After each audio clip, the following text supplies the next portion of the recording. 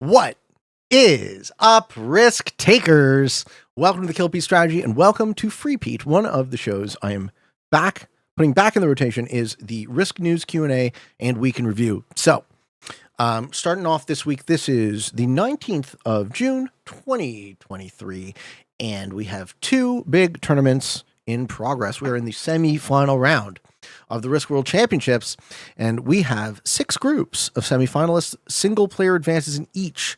So there are 36 players still alive in the tournament, and at the top of the card, tied up at 83 points, we got my friends JJ Bra and Truth Powers. Very cool to see.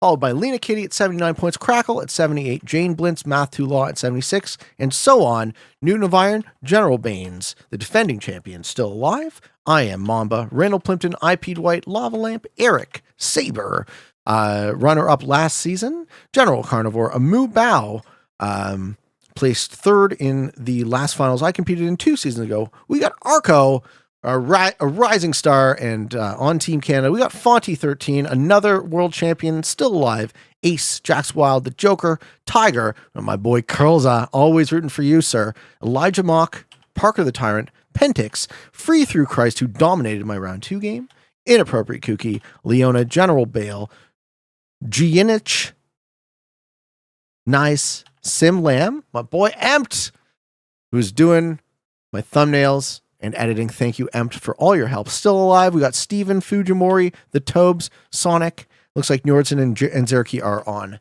the wait list. So, folks, best of luck to all the players in the semis. I'm super excited to see who makes the finals, and they will be playing Rivertown Advanced, Progressive 70 with unstable blizzards, no fog.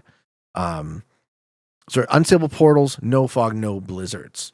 Very excited to see these settings. I will do a round on these settings, just so that anyone alive in the 70 can have my thought. Anyone alive in the 70s can have my thoughts on the matter, and the audience can see how I would have played it. All right, next up, we also have round 3 of the Kill Pete Open. The old Peteman is competing in round 3. I am in group 44, and we're playing on Thursday at 1300 hours. That is 10 a.m. Toronto time. This round can be streamed. There is no fog, so be there or be square, folks. I'm playing Thursday morning my time. Sorry, 9 a.m., not 10 a.m. 9 a.m. my time, 1300 UTC. And best of luck to all the players in my game. General Bond, AC Tin Legs, BW Johan, Glitched Gamer, and Jerry Rivers. I'm excited to play all of you. I hope you guys are having fun in the tournament. We are in week 3, as I said. Settings for the round. We're playing Operation Atom, which is one of the new maps. World Domination with blizzards on, fog off, unstable portal. So there's going to be some shifty pathing. Progressive World Dom. Expert bot, 60-second turn timer, and the bot is automated. We don't see any cuts yet. We don't see any cuts until round 7.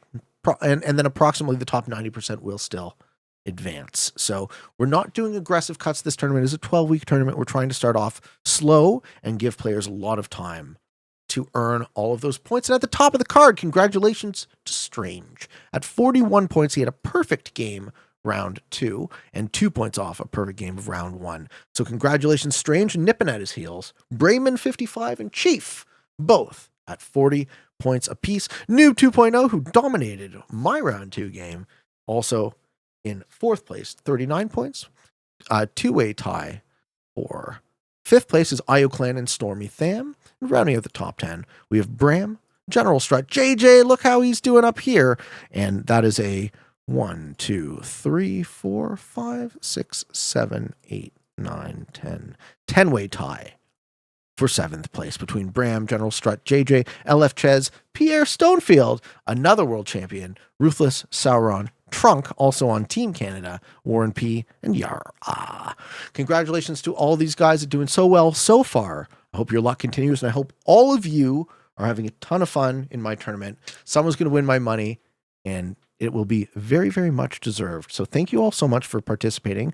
We have had 1,000 players who played round 1, and we still have a ton of players still alive in this tournament. What are we dealing with? Something like almost 1,000 players are still in round 3. So, folks, I'm so grateful that you guys would put your butts in the seats to try and earn my money. I'm so surprised and happy that this is the largest Risk tournament in history. It tells me that my mission is coming to fruition, that we are on the right path to bringing Risk into its destiny, as a great game, as a great esport. I really, really, really do believe that there's a ton of potential for Risk, and I want to do my part to bring it there. Okay, so switching to the Q&A, what we're doing for the Q&A style show is we go on down to the Killpete Strategy Discord. We answer the questions in priority sequence. I have recorded some game, so you guys will get to see some of your very favorite EU Caps gameplay while I answer the questions. So starting off, looks like we're playing as the red player.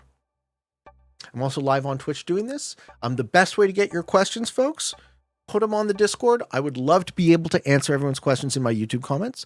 I would love to be able to answer everyone's questions on Discord or on Twitch here. But the best way to do it, the right way to do it, right, because some people have put their questions up for a long time, is to do it in the order that they are posted. So where does that leave us?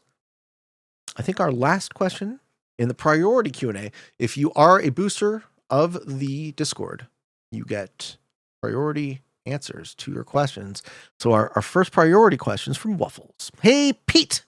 Being the number one for organizing one of the world's largest and most meta-breaking, i.e. max fun, max fairness, no 5-hour round Risk tournament, what skills do you have that made you an asset to the organization of the tournament? And what skills do you feel were most lacking and you needed others to fill in order to make the tournament what it is? Okay, Waffles. So I'm the idea man. I am the mission. I'm the creative, and I'm also the backer. So I'm sponsoring this tournament. It's my money. Players stand to win. What I have is I have a bunch of friends who have been willing to work so hard to help me, and I cannot thank them enough. Specifically, thank you to Bull, our tournament organizer. Thank you to Kyle, who is in charge of the settings. These are the two most important people. Thank you to Drew for keeping me in line. And thank you to all of the staff on my server. Thank you, Parlox, Spud, Olive. Thank you, Becky. Thank you, Stacy. Thank you, all my event helpers. We have a ton of people. Misty is an all-star. Open, Noob. I hope I don't forget people, right? All of my event helpers, I appreciate you guys so much. Thank you for helping me. Radical, thank you, Sebi. There's a lot of you. And everyone's working so hard to put this massive, massive thing together behind the scenes. Oh, hold on a sec. That's not good. That's just going to keep beeping.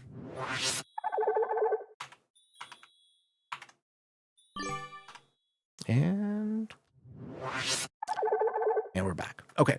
Yeah, so that's basically how it works. Bull somehow has found the time, in addition to being the tournament organizer for the Risk World Championships, is also the tournament organizer for the inaugural Killpete Open. And Kyle Kilted, check him out on Twitch, check him out on YouTube. Really good friend of mine and just a fine human being.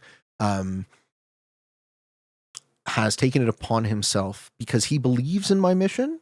He wants to make it our mission. He wants to make it his own. He wants to help grow Risk into its destiny. And one of the ways we've decided upon doing that is having the best possible competition for you guys so you can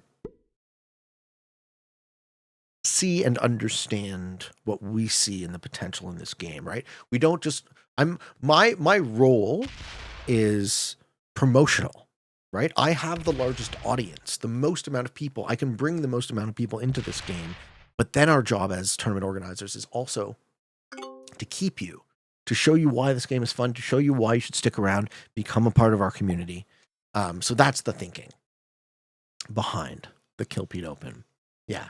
So what do I do and why am I an asset? I'm the ideas guy. I'm the big picture guy. I'm the big brand. I got the biggest voice. But I've always really tried my best to be super collaborative. And it's not about what I want as much as it is about what we want together. Because I do believe in the future of this game. And I think that together we can make it so much bigger and better. There's no reason why Risk shouldn't be one of the most popular board games in the world. There's no reason why Hasbro shouldn't be putting up a ton of money for massive online championships and even IRL championships. And we are going to build that together. Thank you all for competing. You guys put a smile on my face to know that this is working, to know that you guys are enjoying it, to hear people saying thank you, I had so much fun. There you go. All right, our next question is from Open Tanyao. Open says, hey, Pete, what do you think about hierarchy within human societies? There seems to be a trend where power hierarchies function better in terms of scarcity, instability, and depression, while reduced hierarchy and cooperation functions better in terms of prosperity, stability, and liberty. Do you think we can actively move towards prosperity by reducing hierarchy, or is it more egalitarian power structure merely the result of stability, and respectively authoritarianism is the result of instability? Yes, I think the latter. I think which is the chicken and which is the egg here? I think the hierarchy comes from the scarcity. More hierarchical societies will create it in some ways because people are greedy. And then there's that conspicuous consumption thing, keeping up with the Joneses. I have to impress you with my fancy shit for some reason. There are some cultures that impress people with their generosity, which is, I think, the necessary direction that we have to go into as a culture. But as far as when do we get there and how do we get there, it's one of the things I'm trying to talk about on my show. And it's very slow going because you have to convince people of 17 different other predicates first before you even get to a discussion of equality, a discussion of how we can get that, not necessarily equality of outcome, but just get that decent minimum for people. Okay, so Playa Loria just watched last night's video. What a ride. One territory. Yeah, that game was huge, man. Thank you, Therbio, for the resub. 6 months in the making. Therbio, I appreciate you. And thank you, Ziplici, for the Prime. You guys are so generous to me. I really, really, really thank you so much. I'm so grateful. You keep me going. You keep the lights on. You keep me streaming now and making two videos a day. Come on. How can I not, right? Thank you, folks. Our next question is from Studley Spudley. Hey, Mr. Peatman. You and I, sir, are about the same age. We grew up in the same time period where there wasn't any of this internet, cell phones, and online video games. We spent our childhood outside all day with our bikes and friends building random-ass forts. We didn't come home till the streetlights came on. Anyways, my point is I really enjoyed my childhood, but childhoods have changed with all these cool inventions. Do you think it provides the same learning experiences as like we got, but just online? No, I think children are fundamentally different now, and there are a lot of challenges associated with the inundation of information, the lack of fresh air, sunshine, physical activity that comes with it. I think children's minds are fundamentally different, and I think their bodies are fundamentally different, and we're only starting to see the downstream effects of what the vast majority of digital socialization results on a human level. And since I am thinking more and more about having a family of my own, I'm spending more time thinking about the way I would want to raise my children and how I would go about doing that righteously.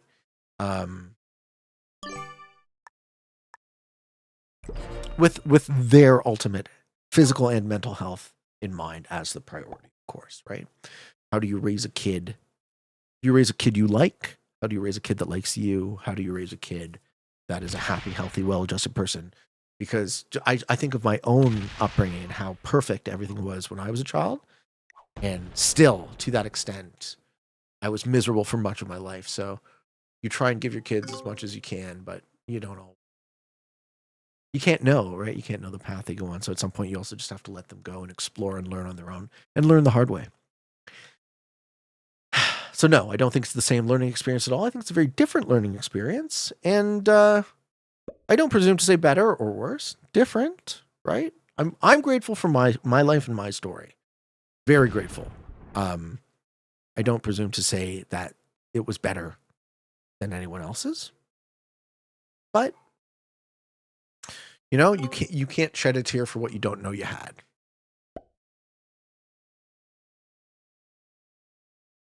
Yeah, that Northern France blizzard is nuts, eh? I'm gonna occupy a 1-point cap guard on a ton of this map. This looks like an easy win for the old Peteman. Why not guard on Gascony? I think because I was worried that this player was going to run. Oh, I can't use my arrows. Player was going to run up. So I wanted to hold London. Anyways, our next question. Okay, so that's it from the priority. Again, folks, if you want to get your questions answered in priority sequence, come on down to the Discord. Boosters get special access to the priority Q&A. And our next question runs all the way back to the beginning of May. Hey, dude!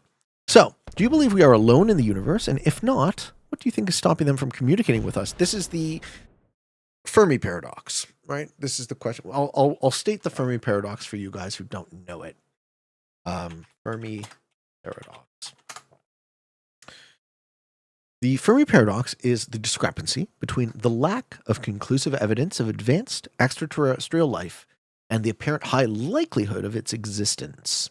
So Fermi put some kind of idea forth that says there is some kind of filter, the great filter. And there's a number of reasons why, if there are advanced civilizations, we haven't experienced them. So there are a couple of arguments why this filter could exist. Number one, the right star system. We just happen to have the perfect star system, including potentially habitable planets and organic life. Number two, reproductive molecules. I don't think this is it. How do we get this? I'm not doing it justice.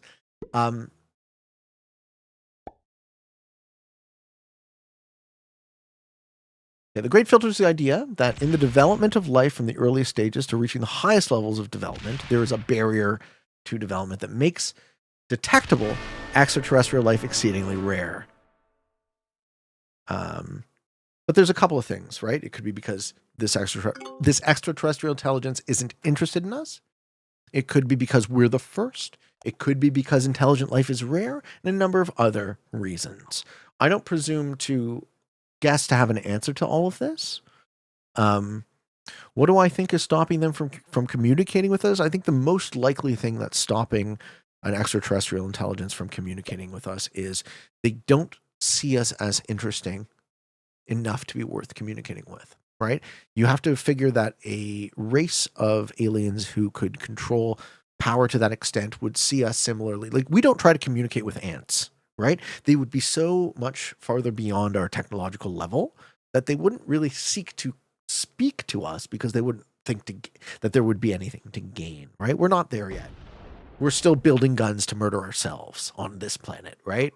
We're very, very, very small compared to the level of technology and spiritual advancement that would be required to control resources, harnessing the power of stars, harnessing the power of faster than light travel, and so on. All right. Our next question is from Crazen. Hey, Pete, here's my question. Do you think you have changed with the success you've gotten from your channel in terms of personality or confidence?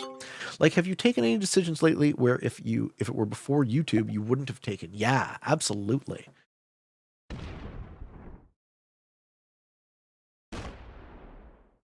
I think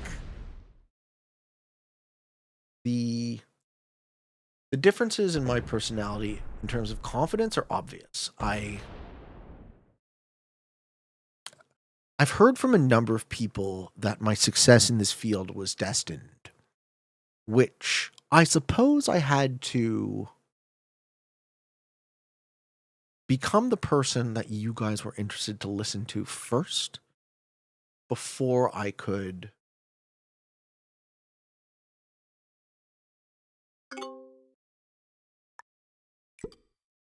embody that man that I always aspired to be. I always dreamed I could be. I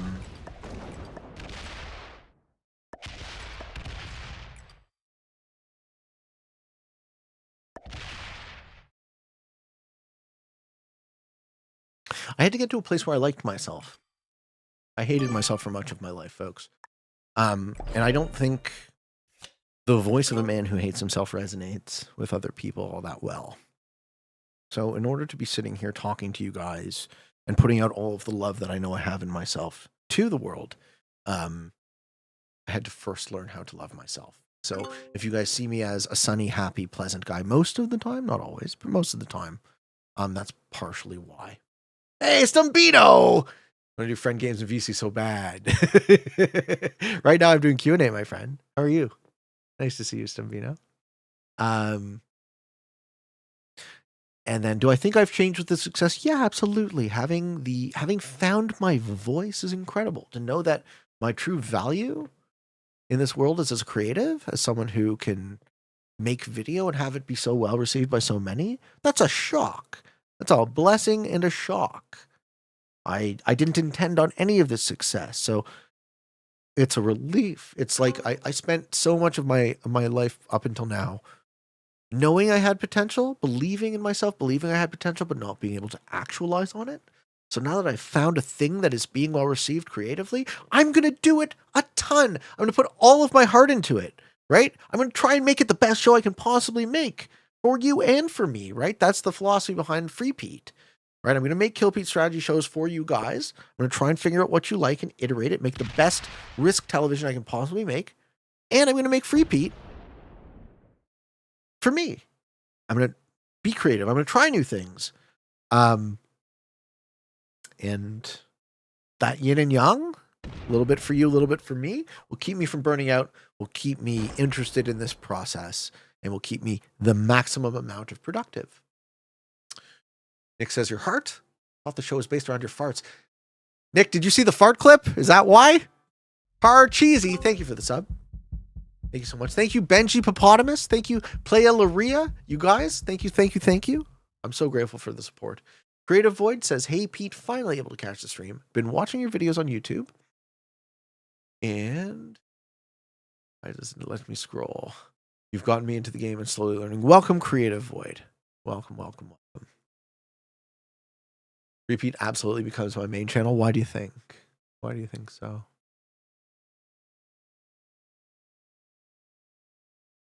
Hey, Sumbino, wasted my money on some Canadian. Not a waste. Helping me. Appreciate it, Stumbino. You want to help me? Stream once in a while. I miss you. You're a hilarious human. Thank you, the real Mr. Clark, for the Prime. I'm really, really grateful for everyone's generosity, guys. Thank you. I love you. I appreciate you. These farts are free. All right. Yeah, I'm feeling more confident than I ever have. I'm feeling like I am living my destiny now. Like I found the place that I'm meant to be. I found my voice. I found a creative outlet, something that I can share that is valuable. And as I said already, why would I want to do that all the time? Okay. Our next question is also from Open Tanyao. Hi, Pete. What do you think of the lack of philosophy in early education? Personally, I feel that many people I interact with haven't had the chance to develop skills I consider vital for a society to prosper. Think of teaching the basics of predicate logic or epistemology. Do you think we should expose primary students to philosophy more? And if so, what subjects and how? Yes, I think the fact that philosophy isn't taught in our education, in our educational systems, says a lot about the type of education we're trying to give our children, right? We're trying to make our children obedient slaves, right? Factory workers. We're trying to make people who follow orders unquestioningly and who are neat little production and consumption engines for our economy. We don't want to an educated population of free thinkers because they would challenge the status quo, and the people who are ultimately in charge of that status quo stand to benefit from that. So given all of that, do I think if I was writing a curriculum, yeah, I would place a very high priority on philosophy and logic. But I'm not going to hold my breath waiting for that to happen because I think it's very likely that the powers that be have a vested interest in staying the powers that be, don't you suppose? And that's not even conspiratorial. That's what you would do if you were running.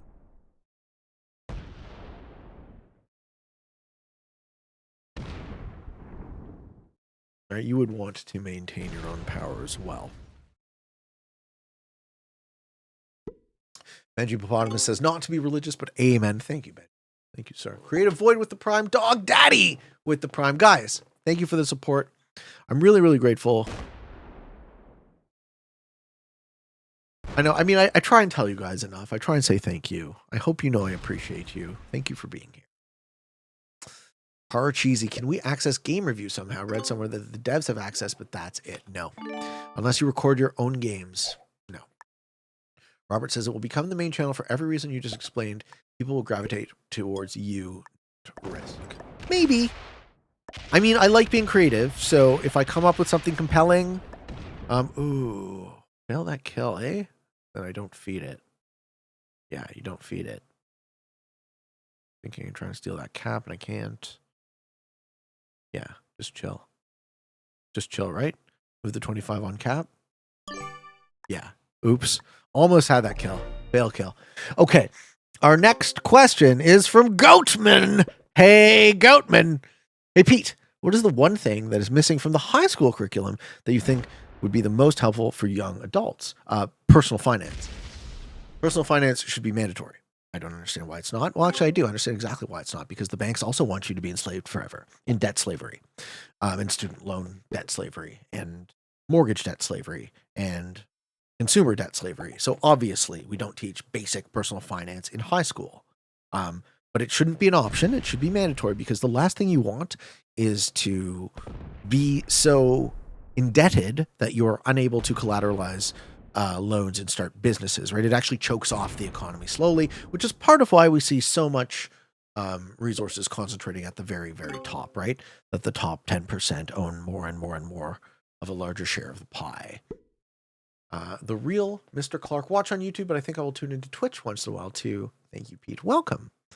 Welcome, welcome, welcome. Seeing a lot of new faces today, and I appreciate you guys. Finance was mandatory in my school. Awesome. Where did you go to school? Nick says, the smartest decision of my life was stopping my own college progression just to avoid being indebted. Yeah, well, I'm old enough to come from a time when I didn't have to go into debt. I was able to work and pay for my university.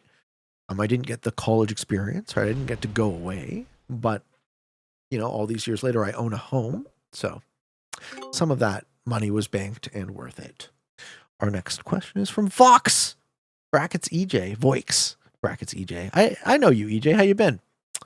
EJ would like to know, sup, Pete, do you know the philosophy of Stoicism? What are your thoughts on the topic? We've talked about this a bunch. Do you practice some of it in your life? Yeah, absolutely. Stoicism is a big part of my life. One of the big rules you want to live by, the notion that the world doesn't care about you. The universe doesn't care about you. Cap run win. Easy. And your feelings are important, right? You should absolutely not run from your feelings, but you should honor them and then decide what you're going to do about that. And that's the principle of Stoicism. The only thing we are in control of is what we do. All right. That one is not the end, folks. We got more. We got more where that came from. Game 2. Okay. Stoicism, I've talked about it a bunch. Focuses on how to live righteously, how to live with yourself, get out of your own ego as much as possible. Like I've become a lot more confident as a man, but I've always been very, it's been a slippery slope to arrogance, right, for me. So I'm really, really careful to continuously check myself and just make sure that I'm on as righteous of a path as I possibly can be on. And it's hard, right? Because you don't necessarily know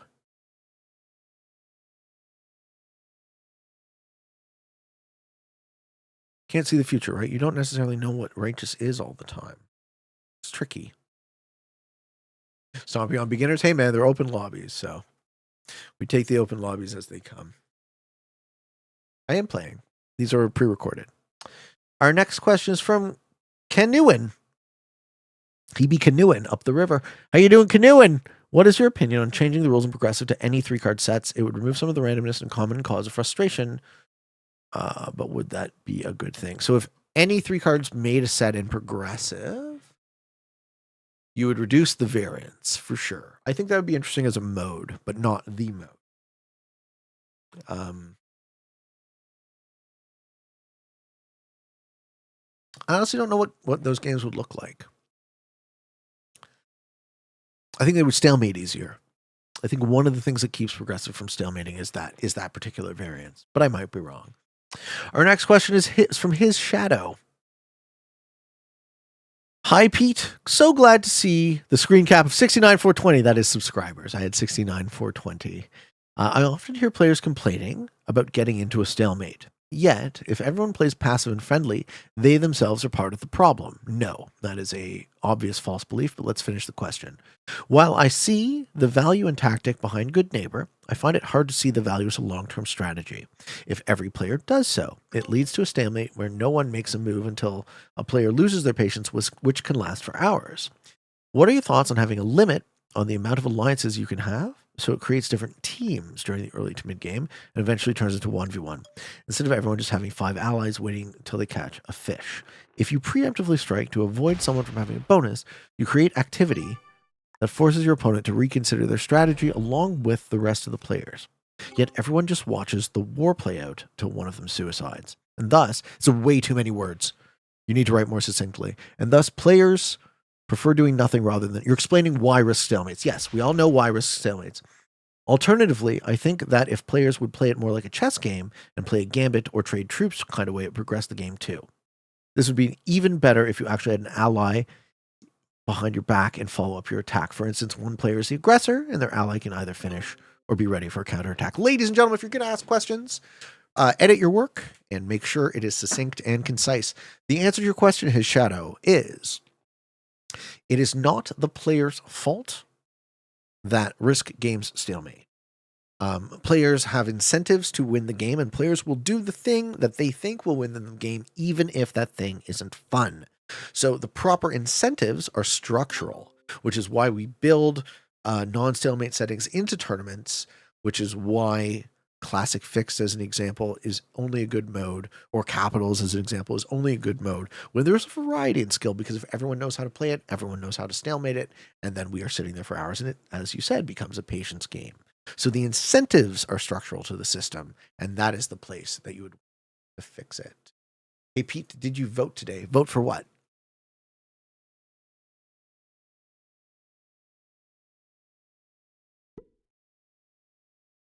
I think Chris would stalemate less if players could send computer viruses. Oh my God. Yeah, the problem you're articulating, his shadow, is not necessarily a problem of the psychology of the players. Players will do the thing that they think will win them the game. If the thing that they think will win them the game causes the stalemate, then the problem is in the structure and the rules, not the player psychology. Okay. Jack's Wild. By the way, a good fix for capitals in tournaments might be to make bounties higher. I mean, yeah, if you made capitals bounty only, that would be a way. Resurrect Pete strategy. Federal by-election, not sure if your riding had one or not. So I don't believe that voting in Canada is meaningful on any level. I don't think the municipal level is meaningful. I don't think the federal level is meaningful. I don't think the provincial level is meaningful. I think we are enslaved by a false dichotomy. You either vote for this or you vote for that, but I can't ever vote for anyone who would have an intelligent conversation about electoral reform, which is the only way that we're ever going to break out of that ridiculous paradigm. So until a candidate comes to me earnestly talking about electoral reform, I have no interest in choosing thief A versus thief B. They're going to steal from me. Which choice? Which one steals from me? I don't care.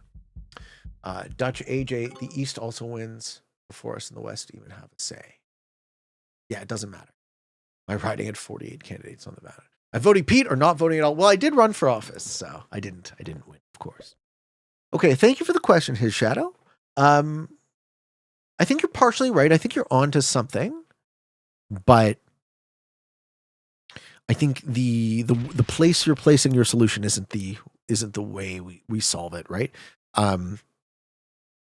You always want it to be profitable to make a kill in Risk. ideally. And if that's profitable in terms of bounty points, if that's profitable in terms of progressing faster, or some other way to go about doing it. All right.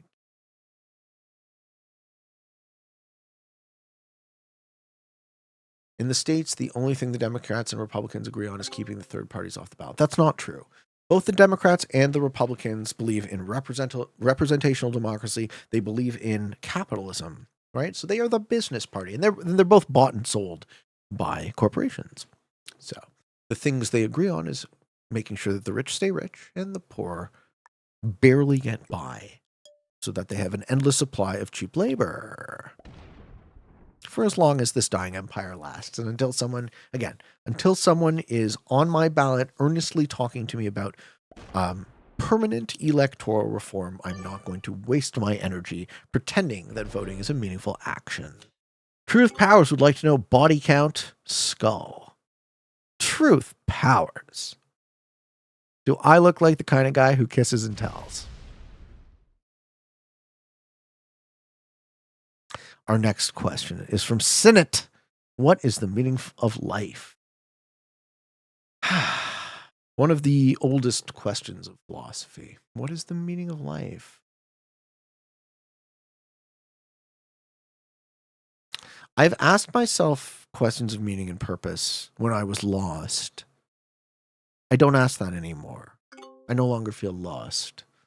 I'm currently doing something that feels very meaningful to me, and it's working. I have a mission. I found it. That's my meaning. That's where I find my meaning. You know, I want the things that I want in my life. I want to become the man I want to become. I want to become the man I aspire to be. We take little tiny steps in that direction every day. I have a big picture plan, and I have very small intermediate goals. And so far, so good. That's where I find meaning. Our next question is from Waffles. Hey, Pete. What is one nice thing about each of your Discord staff members that you consider yourself to know very well? Who's on staff? Well, we got who's live right now? We got Becky. Becky's at the top of the list. What is a nice thing about Becky? Becky's super fun. If you guys haven't checked out the game nights that she hosts, Becky does Jackbox on Becky's schedule. What a sunny person. One of my favorite people, Becky. Cannot be stopped. Exclamation stop Becky in the chat. Cannot be stopped 70 times. Big fan of you. What else we got? Kyle is live. Kilted is a very, very talented Risk player. Brilliant analytical mind. Excellent with logic, excellent with numbers. Straight up guy. We became fast friends when he first came around the Risk community. We figured out that we lived close enough together to become IRL friends. So we've hung out a bunch. I actually hung out this weekend. Went to a pre-release. I got him into Magic playing Commander. Oh, hello. Are you a staff member too? And he also check Kyle out on Twitch and YouTube if you don't follow him. He is the settings guru for the Kilpete Open. Big fan of this man. He's helped me a lot over the year and a half we've been friends or so, 2 years, something like that. Staff member we can't forget is Reginald Schmopus Boy Geege, growing the finest flumpus meat in all of Southern Ontario. Ladies and gentlemen, Reggie is really good at snuggles. He's shit at Discord, but he's a brilliant Risk strategist. And he produces some of the smelliest poops. And the thickest cat hair you've ever found. Hi. You got to wait 1 more hour for dinner. But I love you. Who else we got? We got Sasha Garcia, a.k.a. Stacy. Stacy is a new friend of mine from Twitch. What can I say about Stacy? I think you're very funny. I think Stacy is... I like funny people. So Stacy has been extremely active helping us with the tournament most recently. So thank you so much. Stacy is so funny, exactly. And she's a newfie, so if I ever do find myself on the East Coast, I'm going to enjoy some seafood and maybe stop in and say hello. We got Spud, aka Spud top Risk player Streamer on Twitch, recently started YouTube. Go check him out as well. What can I say about Spud? I think Spud sees the game on a level that almost no one else does. I think Spud has a very particular way he sees the world.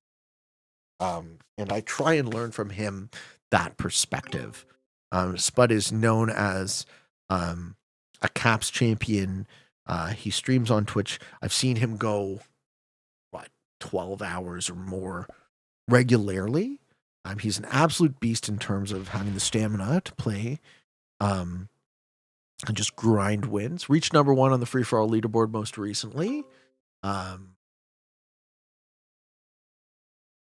else can I say about Spud?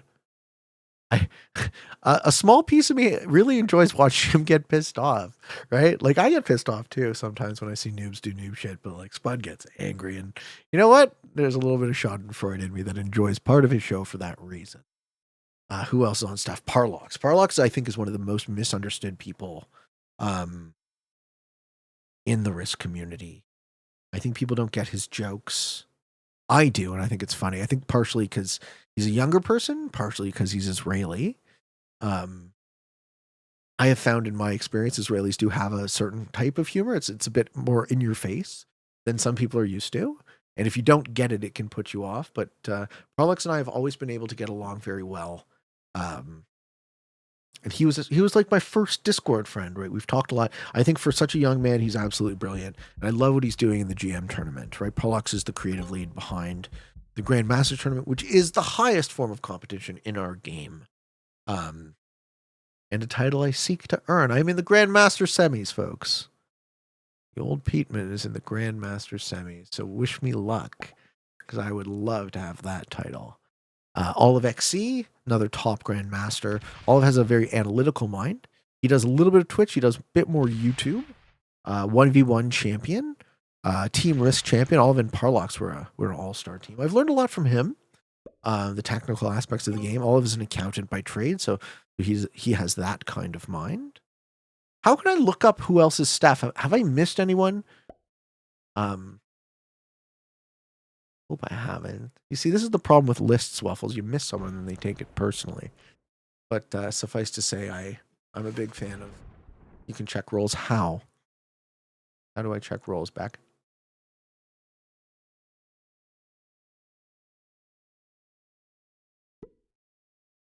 I'll do it. Thank you. It's way easier. This is why you got friends to help you. Thank you. That's all the staff, right? Those are all the mods on the server.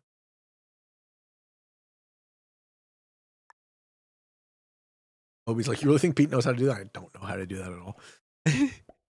Whatever, guys. I'm good at what I'm good at. I don't need to be good at everything. Especially not with friends like you guys. It's a team effort, right? It's not all about me. It's about what everyone's looking to do together. This community means a lot to me. I'm not like oblivious to that.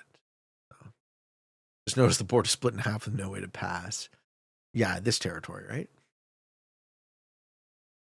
Oh, sorry, I can't use my drawing tools because we're watching it. Okay. Our next question is from Muffins. Oh, there we go. Oh, yeah. Bull. I missed Bull. Bull is the... Bull's also a very young man, so super impressed at how hard he works. Bull is the tournament organizer behind the Kilpete Open and the Risk World Championships. I wonder that I haven't been as understanding of Bull as I could have been. I'm still kind of in the doldrums of trying to convince everyone in the Risk community that I'm right as far as making sure that new players stick around and have fun.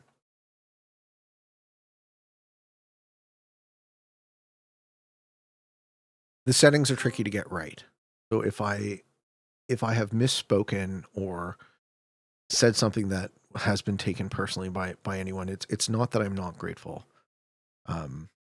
And I hope people understand that. I'm intensely grateful And I'm not sure that I'm right ever. So all I do is I try and take the data and process it and try and make the best educated guess I can. But it's never personal, right? People can be wrong. I am often wrong, right? So Bull works so hard is the thing. So it's easy to have something that you work really hard on not be well received and then to take criticism of that personally, which I think is where we go wrong, right? It's not that I'm sure there will be people who do not have fun in some rounds or others in our tournament. And that doesn't take away from the ultimate goal. That what I'm trying to build here is risk competition in general, not add to my brand. I don't know. There's more. Risk is bigger than me, I think. I think there's a lot of potential in this game, and I want to help build that. So that's my mission. That's my motivation. So if I do speak with that in mind, it's not a personal attack on anyone. It's more of a frustration that I haven't been able to pitch it or sell it properly. Free capital. Now we're talking. Okay. So yeah, thank you. Thanks, Beck. Thank you to all the mods on the server. Thank you, Becky. Thank you, Drew, Kyle, Olive, Parlock, Stacy, Spud, and Bull, and all of the event staff that have been listed out for me. Thank you to Noob, a Noob no more. He streams on Twitch. He is the reigning Classic World Champion. Thank you to Becky. Thank you to Dexter's Dragon, Mini Brads, Misty, Miss Tigress, Risk World Champion, Miss Tigress, All Star. Getting a lot of that work done. Thank you, Open Tanya. Thank you, Radical 6. Thank you, RJD. Thank you, Stacy. Thank you, Seb. Thank you, Bull. Thank you, Tombstone. And thank you, Zeraki. Folks, we couldn't do it without your help. So thank you. Okay, back to the questions. Who has been asking all of the questions? So, our next question comes from Muffins. Any idea if they plan on introducing ranges for filters, such as 60 seconds to 90 seconds, or hard plus bots, or 4 plus players? Also, does anyone else wish we can see the number of bots in a lobby before joining? I do. Super annoying to join a 6-person lobby with 2 bots that starts before we can back out again. They do you just don't ready, Muffins. If you get fired into a lobby that you don't want to join because there's too many bots, just don't hit ready. They do filtering of range for rank, so they could remember that for other options. I can't speak to what SMG might be doing, but I would completely change the way the lobby functions. Currently, we have to look at a lobby from the inside in order to get all of the settings. I think that should not be possible, and I think the act of joining the lobby should be equivalent to the ready, and I think we should get all of the information from outside the lobby. We should get the number of players, we should get the type of players, and then, of course, the host shouldn't be able to kick. Everyone should be blind to everyone. We should see no flag, no color, no name, just number of players, number of bots, all of the settings from the outside. And then as soon as you enter, that's the ready, and then the game fires when it's full. That's it. That's how I would do the lobby, and I've said this a number of times. Our next question is from Icarus712. Hi, Pete. I have a few questions about ranked points, and I'm hoping you can help me with. Let's go. Number 1. If in a 5-player game, 2 people have been defeated and you surrender, does that count as 3rd place or 5th place? So in a 5-player game, you are going out as 3rd in that example. You get 3rd. Number 2, if I fail to accept at the start of the game, do I lose points? No. Number 3, if someone fails to accept at the start and I win the game, 3 opponents and 1 bot, does it count as a 4-player game, only a 3-player game? It counts as a 3-player game. A player that started the game as a bot counts as a bot. A player that started the game as a player and then bots out counts as a player. Number 4, does map and or game settings affect points? No. Points change based on the number of players and the ranks of those players, not the settings. Good questions. Our next question is from Obi Dose. Pete, having watched for a little bit and knowing that you're working through the process of selling your business, have you given thought about becoming a personal trainer or life coach? No, and I already kind of am a life coach. I ask because your desire to make sure people know that you care about them and that we as individuals should love ourselves. Yeah, well, I mean, part of my mission, part of my message here is to spread love. So I think the term life coach sounds hokey as fuck. But given that I have a voice publicly, I don't see any downside in spreading a message of love and trying to encourage people to take care of themselves and take care of others. But I don't think that's what a life coach does. I guess a life coach would encourage you to take care of yourself. This is what I do, right? I teach you guys how to play a video game. We talk about philosophy. We learn. We join a community. We grow together. Obito says I couldn't think of a better word when I wrote it. I don't know. Is this a satisfactory answer for you? In a way, I am a life coach with this work, right? But I think the term is awful. I wouldn't presume to use that terminology. I'm just a guy playing a video game, and I talk about my experience. And as always, your mileage will vary. But I've often thought that if I can offer some value from my suffering, then that makes it somewhat worthwhile, right? Then I didn't suffer in vain. Every now and again, I look at the gameplay and I see Green's cap, and I get sad. Yes, Green has the noob cap. Unfortunate. Our next question is from Oxygen. Pete, what are your thoughts on Andrew Tate? I've listened to Andrew Tate talk a little bit. He sounds like an asshole. But that's the lead in. There's also a but. He sounds like an asshole. But every time you see a public figure speaking, pay very close attention to what they say versus what people say about them. If you are listening to secondhand reports without listening to the words of a person and judging that person based on secondhand reports, you are doing yourself and that person a disservice. There is 100% guaranteed some value behind what Andrew Tate has to say, because if there wasn't, no one would listen to him talk. I have listened to him enough to conclude he sounds like an asshole. But that is not to say that everything he has to say is valueless.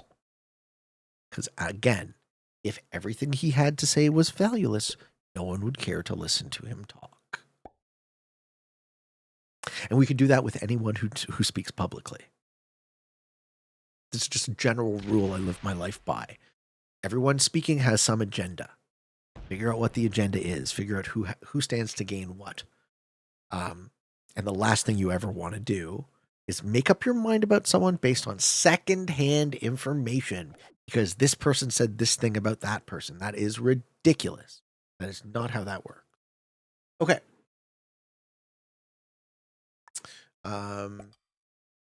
Johnny says you can still sound like an asshole but still be right about things. Exactly. And no, even more extreme than that. You can be an asshole and still be right about things.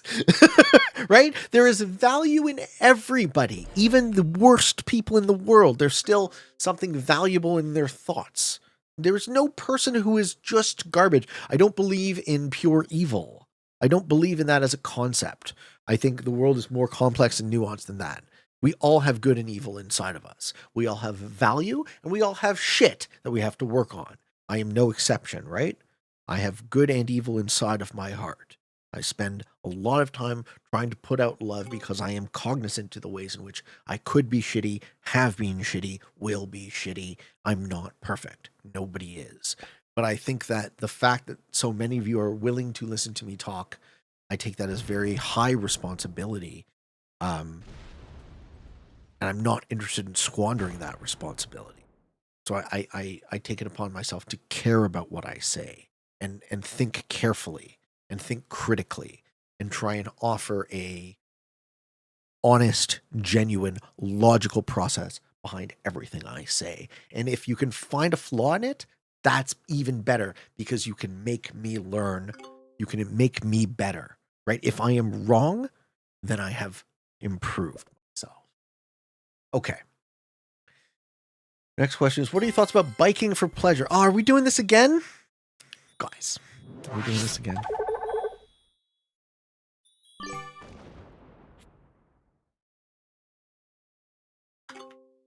Okay. Biking for pleasure never interested me. I was more of a rollerblade guy. Last time I was on a bike was for the Ride for Heart. So, Heart and Stroke does a charity run in Toronto, a charity bike and rollerblade in Toronto, where they close off the two municipal highways, the Gardiner and the DVP, for like half of a Sunday morning. And my sister was doing her PhD in heart valve tissue engineering, so I was on team heart valve for the Ride for Heart. And we rode up the Don Valley together, and then her tire busted right at the furthest end, and they start like trying to get everyone off the highway so that they can open up the highway to traffic again. And we're walking it all the way down. We finally get to the bottom of the hill, and now my tire is fine. It was just a shit show. So, what do I think about biking for pleasure? I don't know that that's my thing, but I'm open to trying it again. I just don't have a bicycle anymore. More of a rollerblade. Our next question is from General Cow. Moo. Peteman, what are your thoughts on a player encountering an in-game bug while playing a tournament setting? The rules state something like the bug has to impact the outcome. I don't know exactly the wording of the rules, but if the bug impacts the outcome, then there's the restart. And if it doesn't, then, I mean, you got to take things on a case-by-case basis. I don't know the bug that you're specifically talking about, but we do take fairness as a very high priority, right? So, thinking a lot about making sure that the groups are as fair as possible. Oh, we just sweep kill this game now, right? Everyone dies. Hey, Spud is here. I said some nice shit about you, Spud. You missed it. I answered your question, and I said some nice shit about you. I'll have to watch it in the video. Or go back in time. This game is not live. The game is pre-recorded. Our next question is from Unbalanced Blitz. Hey, Pete. What are your thoughts on trash talking for the aim of arguing, beefing with others? I hate it, and I don't do it. And I hate when people do it. Trash talking in this contest is using excessive swear words, insults to try and shut people up. For me personally, it's just useless trying to prove something wrong rather than a bunch of pointless ad hominem insults. What do you think? I hate trash talking, and I don't do it. That's what I think about it. And I think less of people who do it. Because it's all ego bullshit. And sometimes people try and couch it as they're making a joke, but just be careful, right? I'm not here to hurt anyone's feelings. I'm trying my best to be a respectful competitor. I think I win this game easy, right? Someone has to open my cap, though. I wonder. Yeah, trash talking is not my thing. Absolutely not my thing. And I think you guys could, just based on how I do it,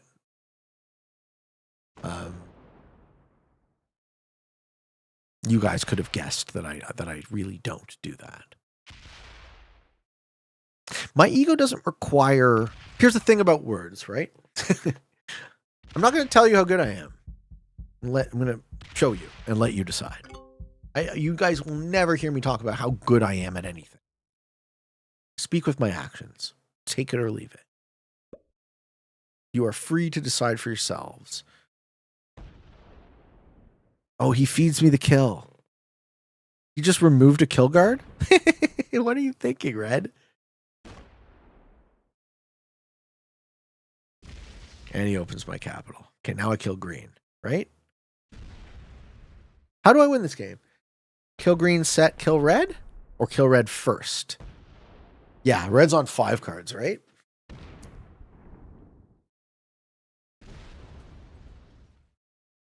I think I can kill both, but red has the guaranteed trade. Red's on 4 cards. Set, kill red, set. We'll see how it goes. We got a question from Lars Truth, which is Corbina. This isn't risk related. Pete, what is your favorite music genre? I like rock music. think rock peaked in the 70s. I like progressive rock. I like symphonic metal. I like classic rock the most, though.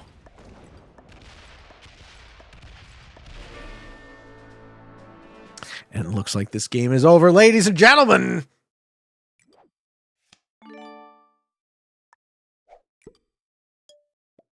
Spud says, I don't know. I don't want to offend, of course. I have no filter and just kind of say shit, so it's not bottled up. We're the same that way, Spud. You and me.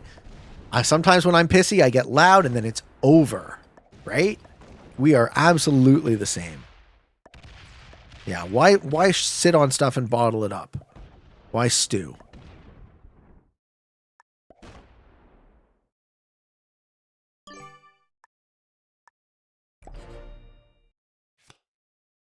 Do I have it?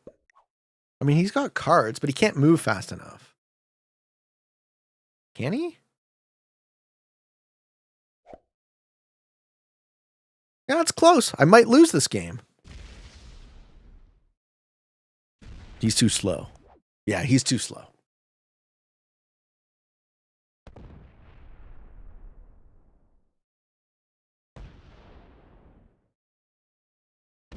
How are you attacking when I can see your hands? I already said this game was pre-recorded. Thank you, User Boy, for the 1,000 bits. Thank you so much. Thank you, Dog Daddy. Folks, the support is very much appreciated. I'm super, super grateful that you would hang out with me at all, let alone support me in my mission to help grow Risk into its destiny. You all mean a lot to me. I try my best to tell you. Looks like the end of the game, though. The old Peteman. Smashy time. And yeah, we're going to try and keep folks up to date with the Risk News show now.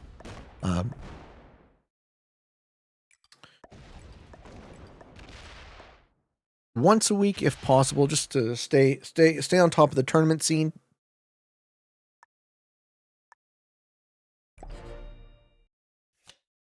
I like this format for a show. We'll get through a couple of questions. It doesn't go too long. A little bit of news, a little bit of Q&A. We'll see you next week, folks.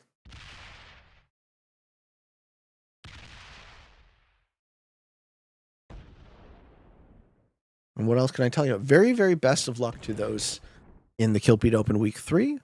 I will be doing some practice games on Operation Atom, so we can go over the settings. I'm going to do a practice game for the Risk World Championship semis as well, which is Prague 70 on Rivertown Advanced. And as I said, folks, I am competing in my tournament game on Thursday at 9 a.m. Okay, Thursday, 9 a.m. Toronto time, 1300 UTC. Be there or be square. I will be doing this live on Twitch. Get your butts in the seats. It's going to be an exciting, spicy round. And yeah, best of luck to all those competing. We got a ton of players still, so.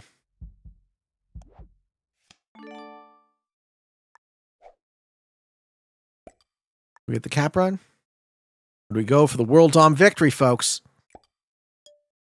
It looks like we're going for World Dom. It looks like the old Peteman's going for World Dom. Let's go. Hey, Pete, looking hot tonight. Thank you, Wayne. Johan gonna eat you. The Kill Pete Open. Who's Johan? Which one's Johan?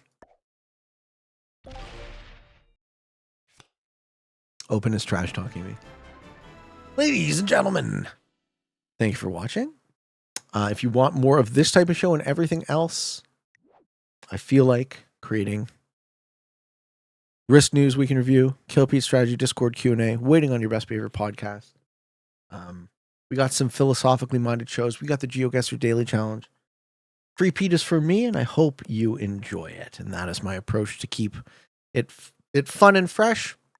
Hope you all enjoyed, folks. And until next time, for all of you on the path to world domination, good games and good luck.